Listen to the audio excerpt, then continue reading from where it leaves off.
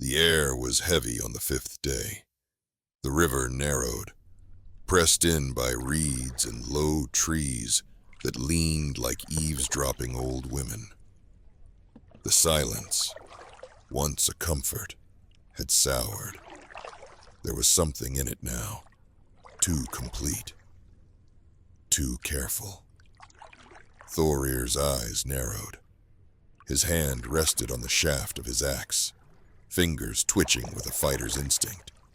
Harold, sitting low in the second boat, glanced forward. Their eyes met, and that was all it took. No words, just the quiet shift of weight, the movement of blades into reach, the unspoken readiness. It came like a trap sprung. From the bank, a shrill cry, then another. Arrows, silent, sudden, ripped from the tree line and struck water, wood, flesh. One man pitched backward without a sound, his throat a red hole. Another screamed, clutching a feathered shaft buried in his side. "Shields up," Thorir roared, his voice tearing through the stillness. From the trees, they came. Slavic war bands, faces painted with ash and ochre, spears in hand, knives in teeth. They waded into the shallows screaming in a tongue old as the soil, wild-eyed and starved for blood. Some wore chainmail taken from the dead. Others fought half-naked, their bodies scarred with symbols no one cared to read. The Norsemen met them with axes. The boats were half drawn into the reeds now, no room to maneuver.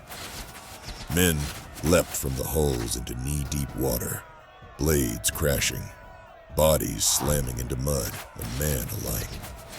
Thorir fought like he was carved from the old stone gods, his axe biting down with sickening thuds, his shield ringing with each blow deflected.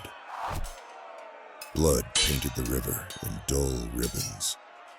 Harold stood at the bow, calm as winter frost, cutting down two with wide, clean arcs of his sword. He moved like a man settling debts. No cries, no rage, just precision.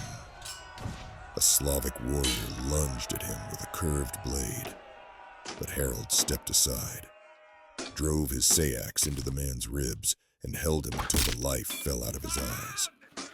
Ingvar Bjorn wrestled two men to the ground in the shallows, drowning one in the reeds, while the other bit into his forearm like an animal. He roared, slammed the man's head against a rock, then stood, blood pouring from his arm, eyes bright with rage. "Cowards," he howled. "Face us like men." They did. The fighting lasted minutes, maybe longer.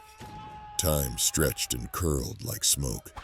When it ended, the trees seemed to sigh, as though disappointed it had not lasted longer.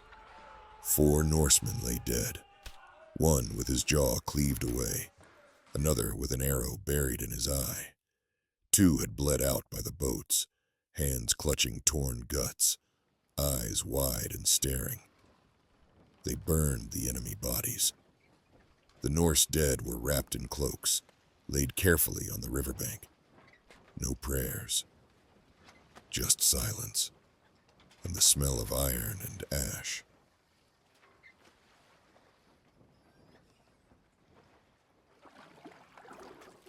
Thorir wiped his axe clean on the grass, his jaw clenched, breath steady.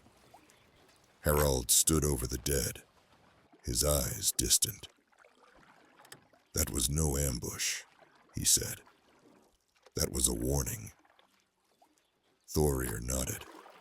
"They don't want us going further. Then we must." That night, the fires were smaller still. The men said little. Wounds were stitched in silence. The reeds whispered in the dark. The river kept moving, as if nothing had happened, and in the morning, they rowed again.